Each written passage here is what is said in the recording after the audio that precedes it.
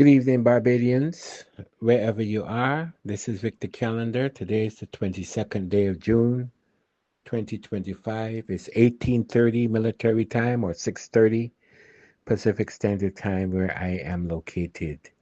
I want to talk to you today about a significant emotional event. That's the topic of our conversation tonight. A significant emotional event. A significant emotional event is an event so significant that it impacts your whole emotional makeup. A bad divorce, sick child, death in a family, death of a close friend, loss of a job, being told that you have a catastrophic illness, all significant to your psyche and to your emotional state of mind.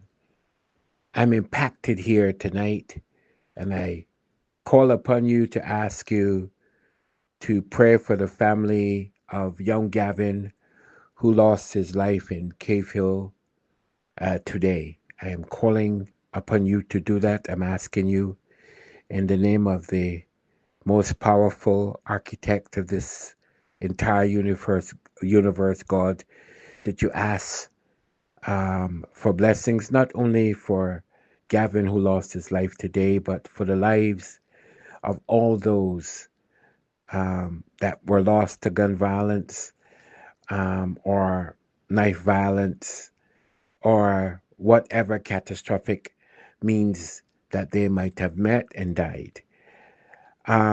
It's up close and personal, and I believe in a couple of conversations back, I alluded to that by saying that when one loses life, um, it really is, it's not personal until you can put a face to it, or somebody that you know that you know that you know. And then it's not so far removed from you. And I know the father of this young man quite well. He's a fellow Ellerslie student, John, and John lives in London, England. Gavin is his son. I'm not using the past tense because he will always be his son, even though he is no longer on this earth. He would always be John's son. So I come to you today to say to you that whether a significant emotional event or a catastrophe impacts somebody else, it impacts you when you know that person, when that person is a person that you speak to, that you respect, that you love, that you care for, that you want to hug. And because of our geographic spaces, we may not be able to get up close and personal and hug somebody. We have to do it telephonically or through text messaging or whatever. But my heart is on the ground tonight. The circumstances of death, whether or not there will be rumors and everybody talks, mostly sometimes a lot of us don't know. We just speculate. But a loss is a loss. And in any circumstance. So I offer Brother John my kindest condolences and love on the loss of his son.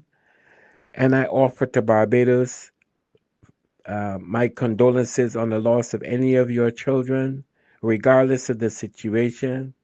I pray that this violence would come to a screeching halt, that it would stop, that we would look deep within ourselves at our own causations, at our own manifestations, at our own reasons for criminal intent, and that we would come to the conclusion that it does not make sense to uselessly kill or maim anybody at the end of the day.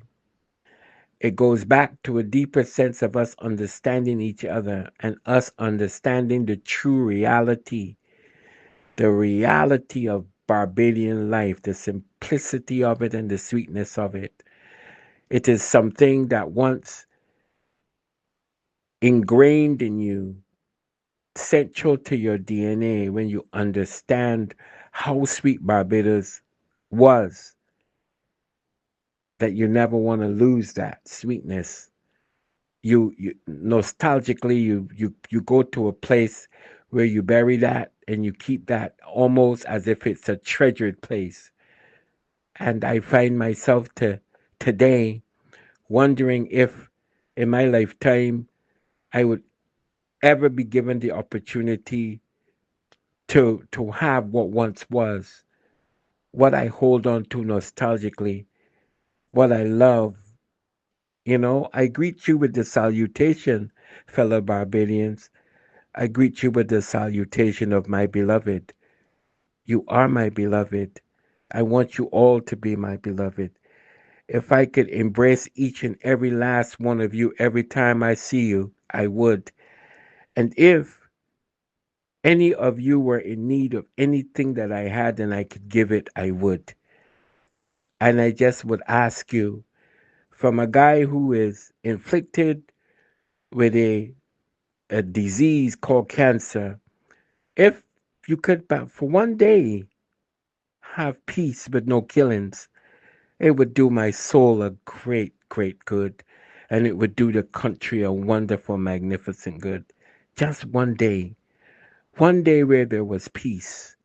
Look at the world today. Everybody is angry with everybody. And why? Do we not have enough space for each and every one of us to live in? Do we all not breathe good air? Do we not drink good water? Do we not have a morsel to eat? Do we not wear clothes to comfort us from the vicissitudes of the weather? Then why would we seek to harm any living thing except in defense of self, to protect self and family? Why? So I come to you today asking you, begging you, brothers and sisters, love each other. That's the most important gift that God could have given to us, the ability to care, to be compassionate, to love, to feel the pain of others, to remove distinction of class, race, any form of enmity from our midst. If I sung professorial or like I'm lecturing, I beg your deepest apologies. That is not my intent. Not my intent at all. But it is my intent to tell you today that a father who sits across the pond, across the Atlantic Ocean, like those who have lost their children before, mourns the loss of his son today. The pain of a father was really so powerful that it touched my heart in a way that I had to come and talk to you. So I pray for Brother John. I pray for the soul of young Gavin. I hope that the mighty of all mighties, the most powerful, who sits high and looks low, will be able to bring Gavin into his holy realm, and that blessings will flow down to the family of the deceased, and that we can come to a point in Barbados that offers peace, peace, peace, peace beyond to you, Barbados. I love you, love you, love you. No matter what, we are all brothers and sisters in this struggle, the struggle of life. Let us all muster to the army and to the fight that we can peacefully coexist in this world. Take good care of yourselves and take good care of each other. God bless you and your families. God bless the government of Barbados, and God bless Barbados. Help me spread the word about Naked Departure via social media. Subscribe and share to show support and love for our channels.